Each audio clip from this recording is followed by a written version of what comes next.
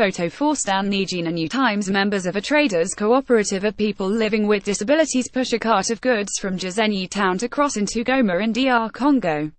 By James Karuhanga. Small-scale traders along the Rubavu-Goma border have raised concerns over what they perceive as an illegal tax levied on them by DR Congo officials.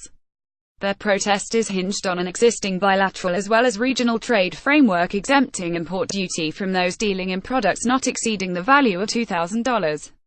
On the Rwandan side at Petite Barriere border post in Rubavu, there is a flurry of activity, with traders crossing into Rwanda while others are exiting to DR Congo. This was last week when the New Times visited the facility, but traders said that local officials in Goma and DR Congo do whatever they want, with some unsure whether the levies they are subjected to are sanctioned by authorities in Kinshasa. In Rwanda, we are not required to pay any import tax, but back home officials ask for money every now and then, said Bayana Bibish, a Congolese fishmonger. That's how it is there. I can say we are used to it, but it is not good. Her type of merchandise is number 10 on the harmonized common list of products eligible under the COMESA simplified trade regime SRT between Rwanda and DR Congo, which was launched in 2016 to allow small-scale traders to import products not exceeding the value of $2,000, duty-free.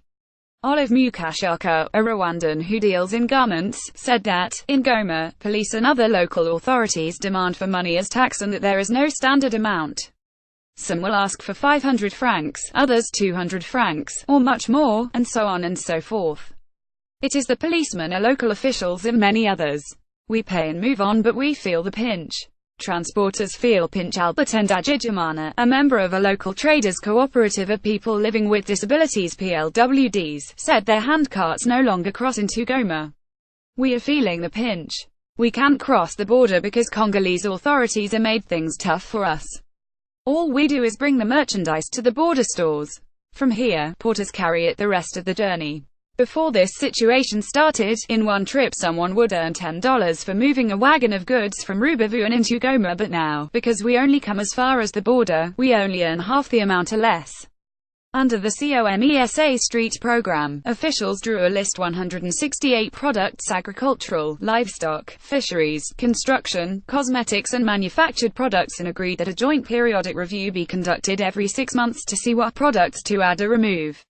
The signing of the street followed bilateral meetings organized by COMESA Secretariat in partnership with the African Development Bank and the European Union in July 2015 to agree on a common list of products.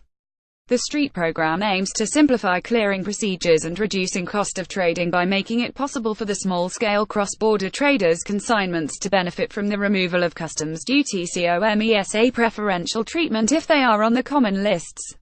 As per the agreement, the two countries reportedly agreed on a list of 168 commodities that exonerated from import duties not exceeding $2,000.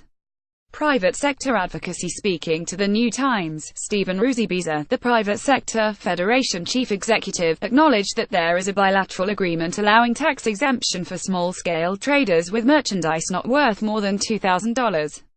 He said on advocacy as noted the issue is not on the Rwandan side, but recently, a delegation from the government of Rwanda and the private sector traveled to DR Congo to address the issue.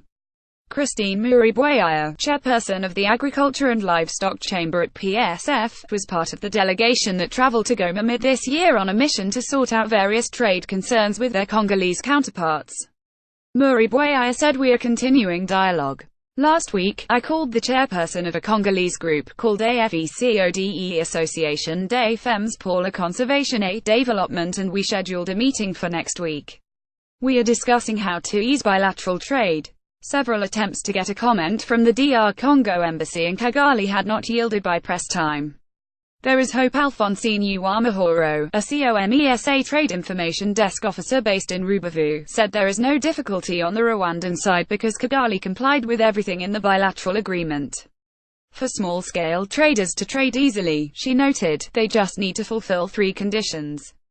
They must have products not exceeding the value of $2,000, their merchandise must be on the list of allowed products, and they must have a certificate of origin, an important international trade document certifying that goods are wholly obtained, produced, manufactured or processed in a particular country.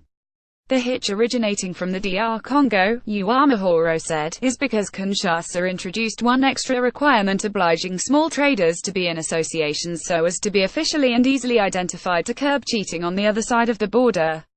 This specific was introduced into the Congolese legal framework and gazetted and, as such, must be abided by. Uwamahoro said their extra requirement is a measure of trying to curb fraud on their side, as they have cases of big traders who masquerade as small traders so as to benefit from the street arrangement. Last week, we had meetings with COMESA officials from Rwanda, Uganda and Congo, and we discussed issues including this case. But you know, since legal issues are involved here, it becomes a process. A solution might take time. She said there is hope that a way out will be found before long, especially because in DR Congo, the process of identifying genuine small-scale traders was initiated mid this year and is proceeding. In August last year, President Paul Kagame and his Congolese counterpart Joseph Kabila met in Rubavu and agreed to strengthen cooperation in cross-border trade, among others. The Rubavu border ranks as one of the most active borders across Africa, and Rwanda has erected a new one-stop border post facility in Rubavu to facilitate trade.